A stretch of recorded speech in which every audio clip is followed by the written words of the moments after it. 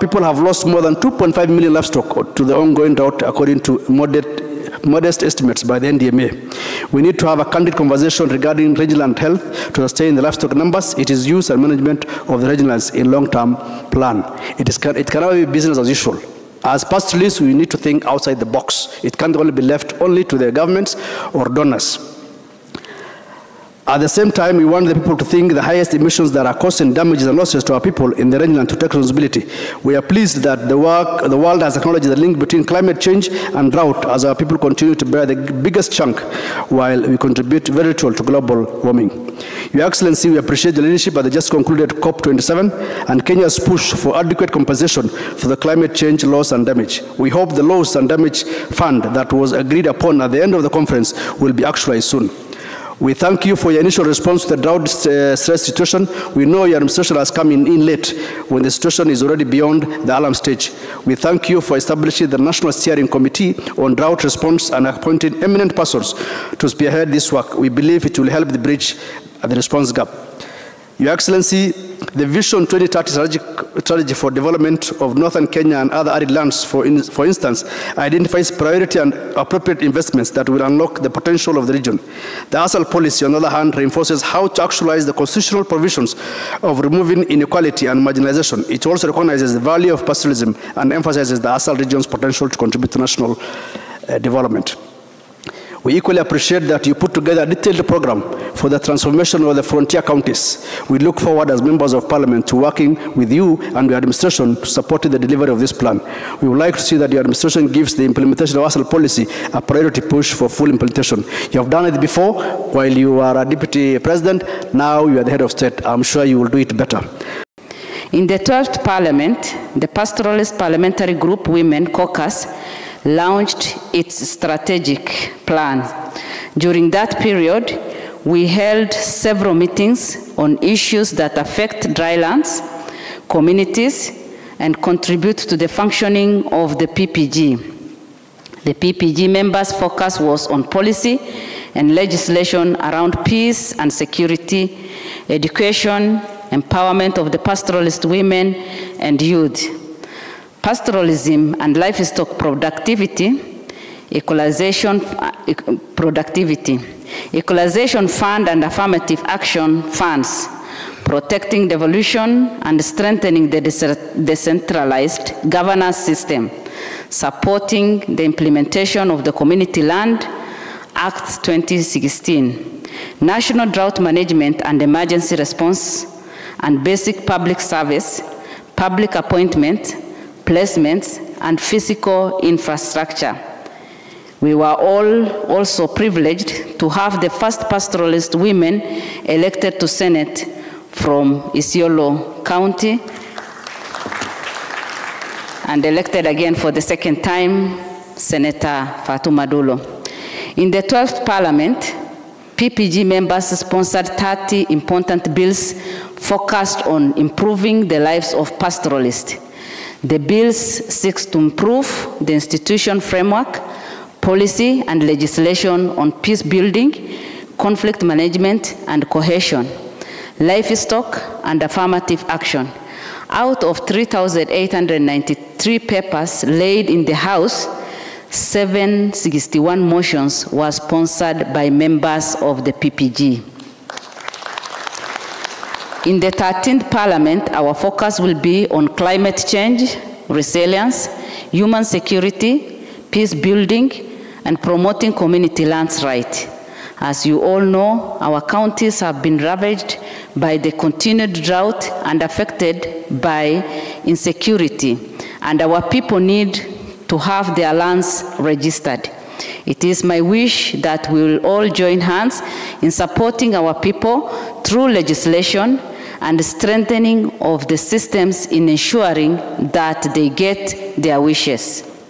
Finally, Your Excellency, as I conclude, I'm calling on all leaders to work together to achieve the priority areas that we have mapped out.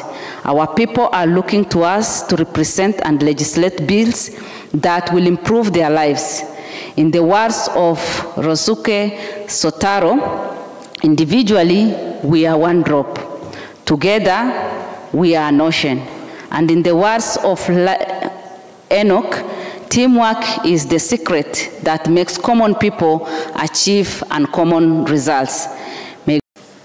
Historical marginalization has contributed to this group of the nation to lag behind for many, many years.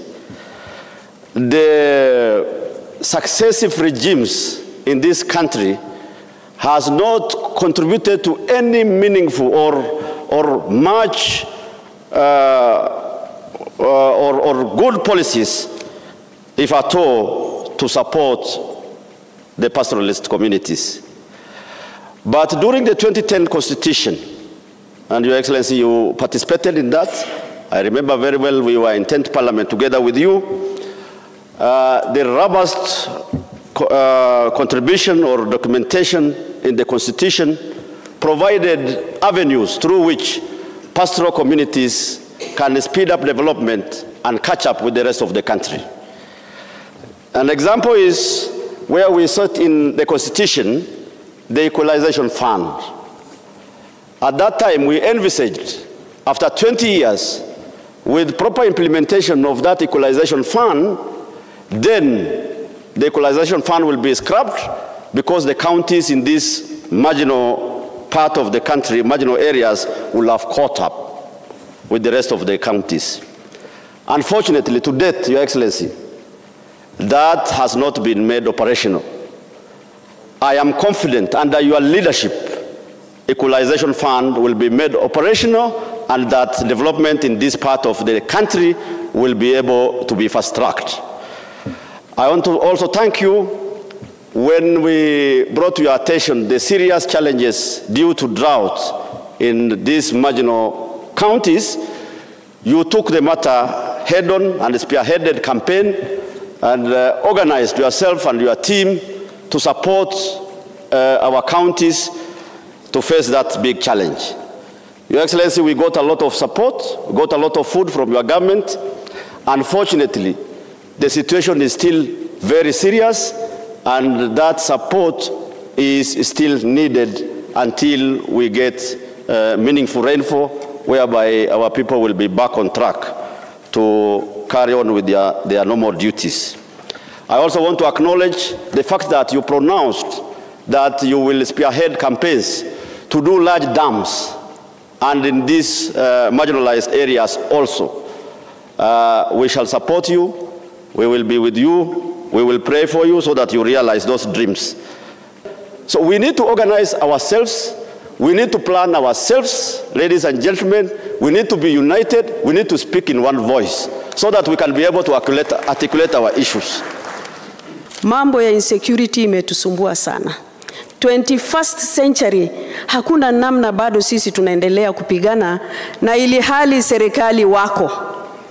Na sisi tunakuomba kama wafugaji, kama tutahakikisha ya kwamba maendeleo kutakuwa, mambo ya kupigana, cattle rustling, na mambo ya wafugaji kupigana kila wakati, tunakuomba kwa wakati huu sasa, ukiwa kiongozi, haya mambo yaishe.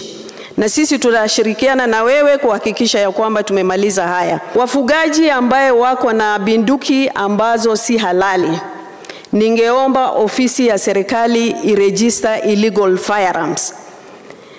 Na kama sivyo, wale ambaye wako na illegal firearms zote zichukuliwe.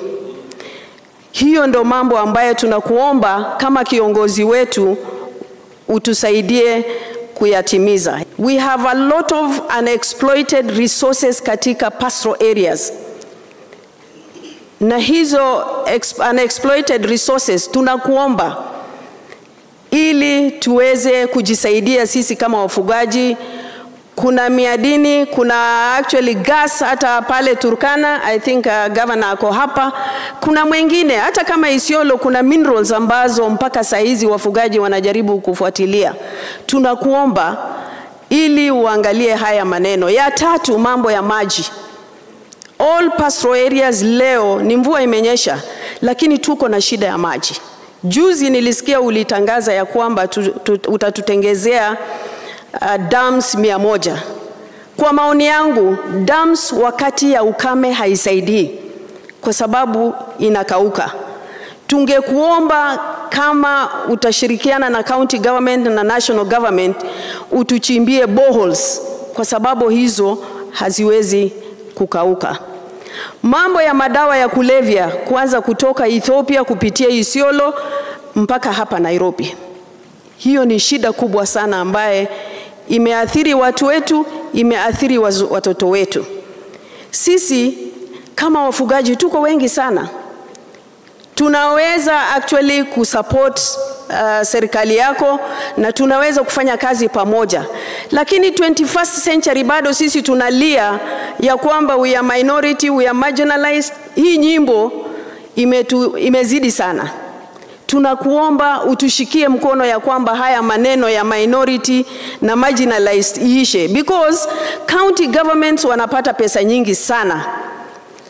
Na ukiongezea ile ya national government, mambo ya ufugaji tutakuwa na solution. PPG now is the largest recognized parliamentary caucus in the National Assembly. Its membership is open to all elected and nominated members of parliament from 15 counties.